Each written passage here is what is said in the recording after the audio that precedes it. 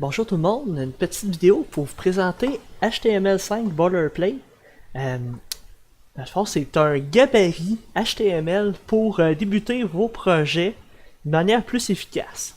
Bon, tout d'abord, c'est pas un gabarit qui est parfait, mais qui est issu d'un paquet de bonnes pratiques expérimentées par un paquet d'intégrateurs qui ont mis ça ensemble. Il y a eu un paquet de discussions, puis ils ont mis en place un gabarit qui, à mon sens, permet de vraiment débuter un projet rapidement et efficacement sans avoir à tout le temps recréer, à refaire les roues.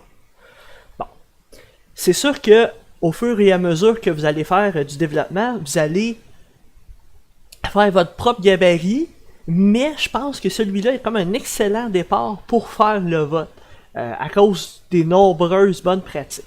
Donc, pour commencer à utiliser HTML5 Boilerplate, faut aller le chercher sur le web. Donc, on va aller chercher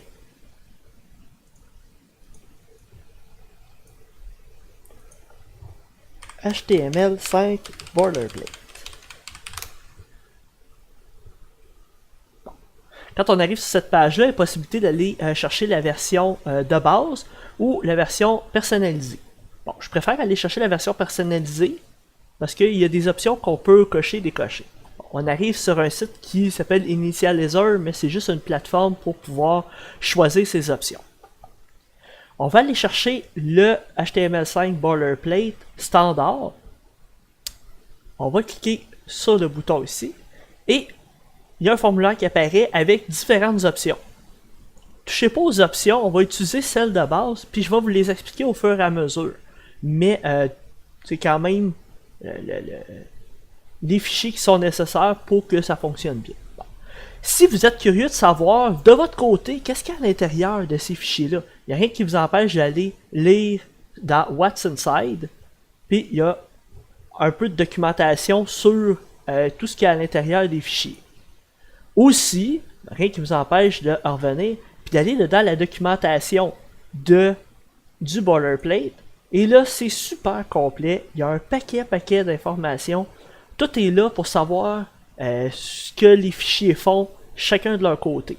Il y a une foire aux questions, il y a d'utilisation, il y a un paquet de questions qui sont posées et un paquet de réponses à propos des différents fichiers.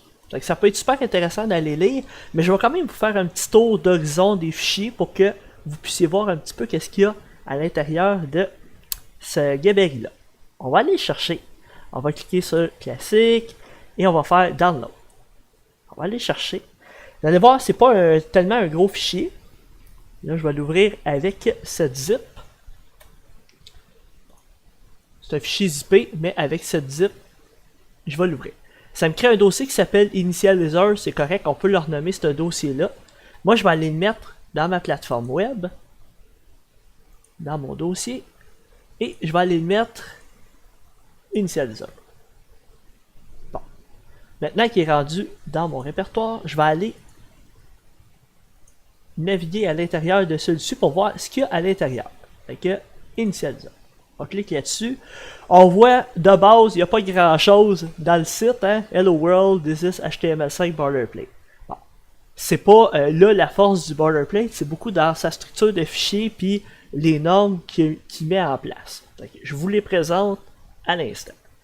Si on regarde dans le dossier, on va cliquer sur le dossier et dans ce dossier-là, il y a un paquet de fichiers.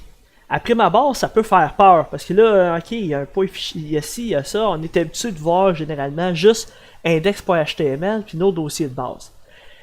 Bon. Il faut se dire que ces fichiers-là, ça a été quand même normé, c'est quand même des bonnes pratiques de les mettre en place. C'est que oui, on voit quand même index.html, qui est quand même intéressant à voir, mais il y a un autre fichier qui est 404.html, que si vous connaissez c'est quoi une erreur 404, vous savez à quoi ça sert. C'est pratique quand même d'avoir ce fichier-là de base. Après ça, ben, il y a les trois dossiers CSS, images, puis JS. Ça, c'est des dossiers standards qu'on a tout le temps dans tous nos projets. Et là, encore là, on n'est pas en terrain inconnu. Après ça, il y a des fichiers d'images à la racine. On va les regarder chacun leur tour. Apple Touch Icon, c'est l'icône pour les téléphones mobiles Apple pour que ça soit beau puis propre quand on fait un raccourci sur notre appareil. Donc c'est quand même bon de le mettre à jour. Et ça fait en lien avec le favicon, qui est aussi un des fichiers, favicon.co, qui est l'icône qu'on va voir quand on met notre site web en favori. Donc c'est quand même deux fichiers qui sont bons à avoir. Il y a tile puis tilewide.png. Ça c'est quand on utilise Windows et qu'on a besoin de se faire des raccourcis dedans le menu démarrer de Windows 10. Donc quand même utile à avoir aussi. Donc là les fichiers images sont pas trop compliqués. Après ça, les autres fichiers qui font un peu peur, c'est des fichiers avec des points. Point editor config, point git, point gitc, point htaccess. Bon. Ces fichiers-là, généralement, vous n'allez pas y toucher quand vous allez faire du web, mais dites-vous que le point htaccess sert à gérer votre serveur Apache. C'est que vous allez peut-être avoir à éditer ce fichier-là, il donne par défaut. Après ça, gitignore puis gitattribute, ça c'est des fichiers pour Git. Ça aussi, vous allez sûrement apprendre à utiliser Git, mais c'est des fichiers qui sont nécessaires pour faire fonctionner Git. Après ça, le quatrième fichier, c'est .editorconfig. Ça, c'est un fichier-là vraiment intéressant à connaître. On va vous expliquer pourquoi. Je vais l'ouvrir avec Notepad++ pour que vous voyez un petit peu qu'est-ce qu'il fait. Ouvrir avec, et je vais prendre, je pourrais l'ouvrir aussi avec Atom, mais je vais l'ouvrir avec Notepad++ pour l'instant. Si j'ouvre ce fichier-là, vous voyez dans le fond, il y a toujours une petite ressource là, vous pouvez aller voir ce editorconfig.org, il y a un paquet de documentation là-dessus, mais ce que ça permet de faire, c'est de configurer votre éditeur de texte de manière standard.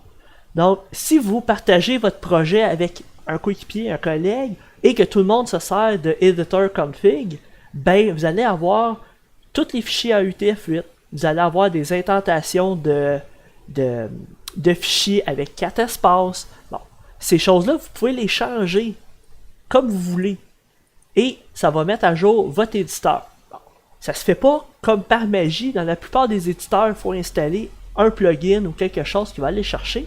Mais si vous voulez le faire dans Atom, pas tellement compliqué.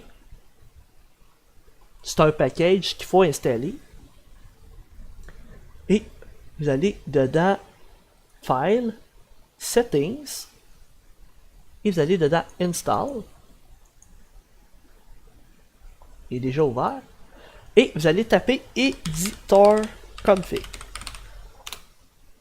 Et là, dans Editor Config, vous va le trouver.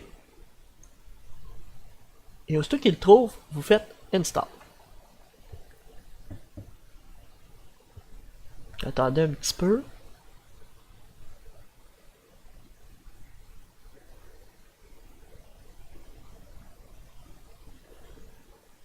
Vous allez voir, à la minute que c'est fait, que c'est installé, bon, ça peut être recommandé d'en démarrer Atom, là, mais généralement, quand vous allez ouvrir votre fichier editor config, à la minute que vous l'ouvrez ou que Atom détecte qu'il y a ça, ben, il va prendre en considération ces paramètres-là.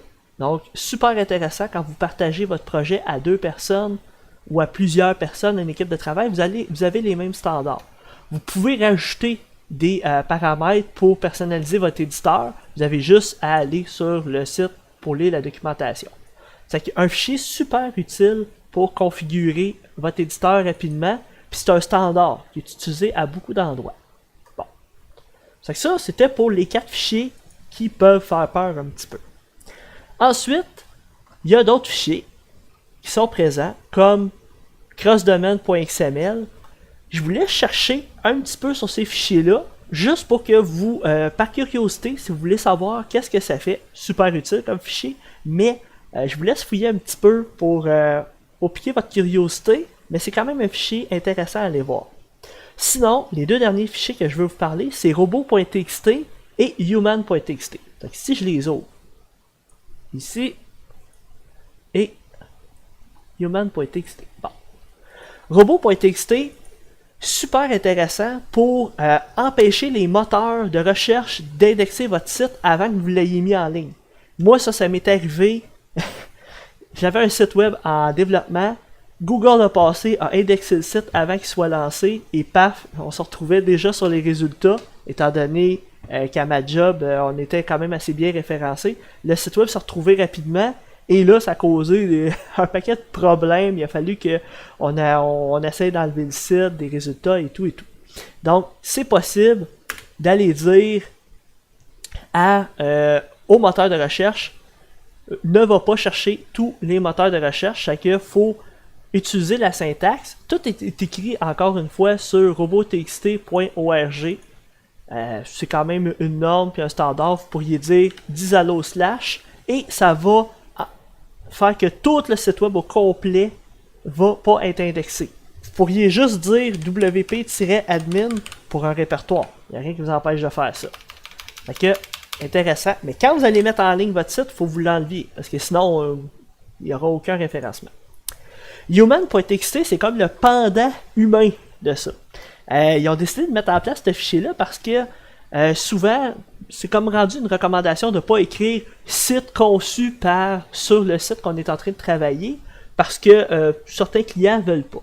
Par contre, d'utiliser un human.txt, ça permet aux professionnels de savoir que par qui le site web a été fait. C'est une espèce de moyen d'écrire qui l'a fait. Il y a une petite syntaxe à respecter, le nom, le rôle, le Twitter et les remerciements, les technologies que vous avez utilisées, mais c'est quand même quelque chose d'intéressant à mettre en place qu'ils ont mis aussi. Donc, vous pouvez le compléter aussi quand vous en avez besoin. Il y a plus d'informations sur humantxt.org. Ça, c'était pour les fichiers qui sont à la racine. Si vous ouvrez index.html, ben là, vous allez voir, il y a du code HTML déjà décrit de base avec un paquet de petites recommandations et de choses qui ont été faites. Il n'y a rien qui vous empêche de le changer, mais c'est une base. C'est une base avec les bonnes pratiques HTML5 de départ. Donc, si je ferme ce fichier-là et je m'en vais dedans, bon, là, il y a CSS Image.js. On va aller dans Images, bien sûr, il n'y a rien. C'est là qu'on va mettre nos images. Dans CSS, il y a 3 fichiers, mais il y en a 2 dans le fond d'une certaine manière. Il y a le main, qui est votre fichier CSS principal. Il y a déjà des classes, il y a déjà des propriétés de mis par défaut par le boilerplate. Ça aussi, vous pouvez les changer, vous pouvez les enlever. À cet endroit-là, normalement, c'est ici qu'on irait écrire notre code de base CSS. Par contre, ils ont mis, ça j'en avais parlé un petit peu, mais des helper classes, des classes utilitaires que vous pouvez utiliser, vous voyez, Invisible Visibility Indent, dans votre site. Il y a un super beau clearfix ici, et il y a aussi un print, un media print ici, quand vous imprimez un site web. Donc il y a aussi ici un paquet de bonnes pratiques, et un paquet de petites normes par rapport à ça. Souvent on oublie de le faire, le CSS d'impression. Mais il est là si vous en avez besoin. Bon. Donc, comme je vous disais, tout ça se change, mais c'est une série de bonnes pratiques que vous pouvez utiliser. Si vous allez ouvrir Normalize, mais Normalize, c'est un CSS qui va réinitialiser les paramètres par défaut d'un navigateur et des autres. Donc, c'est toujours une bonne pratique. Je pense que vous connaissez déjà le fichier Normalize. C'est toujours une bonne pratique de l'avoir. Après ça, il y a une version aussi compressée, minifiée, qui est juste ici. Vous en servez quand vous en avez besoin. Le dernier dossier, et non le moindre, le dossier JS. Bon. JavaScript, si vous en faites dans votre site, vous avez les dossiers et des trucs déjà faits. Main.js, c'est votre fichier principal de développement JavaScript. Ils vous ont fait un fichier qui s'appelle plugin.js. Ça, c'est si vous voulez développer des plugins jQuery, vous allez mettre vos trucs ici. Vous n'allez pas le mettre dedans main.js. C'est vraiment particulier à jQuery. Le dossier vendor. Okay, ce dossier-là, vendor, c'est un terme qui est utilisé en web pour représenter des librairies externes faites par d'autres personnes. Okay, si vous allez dedans ce dossier-là, vous allez voir, il y a 2 librairies. La librairie jQuery et la librairie Modernizer. Modernizer, vous pouvez aller lire un peu sur le sujet, mais c'est quelque chose qui va être vu. Mais jQuery, c'est quand même assez standard à avoir. C'est fourni. C'est peut-être pas la version la plus récente de jQuery, il n'y a rien qui vous empêche d'aller chercher la version la plus récente, mais eux, ils ont mis cette version-là de base dans le boilerplate. Donc, vous pouvez l'utiliser ou utiliser la version la plus à jour. Donc, tout est inclus par défaut dans index.html, vous n'avez pas besoin de faire de lien. C'est pas mal ça pour les fichiers de départ d'initialiseur du boilerplate HTML5. Si vous avez des questions à propos d'un des fichiers, ben, vous pouvez me les poser, mais en même temps aussi toute la documentation est sur le web dans la doc. C'est tout écrit. Il y a une foire aux questions aussi. Il y a beaucoup de discussions et de choses qu'il y a eu au travers. C'est que ça peut être intéressant même d'aller dans le fichier CSS puis d'aller lire dans main. Des fois, il y a des commentaires à certains endroits qui vont vous dire bon ben on a décidé de telle chose ou telle chose à cause de tel comportement ou de telle chose de tel navigateur. Ça peut être intéressant d'aller lire là-dessus. Donc, comme je vous dis, c'était une petite présentation du boilerplate. J'espère que ça vous a intéressé. Et si vous avez des commentaires ou des questions, n'hésitez pas.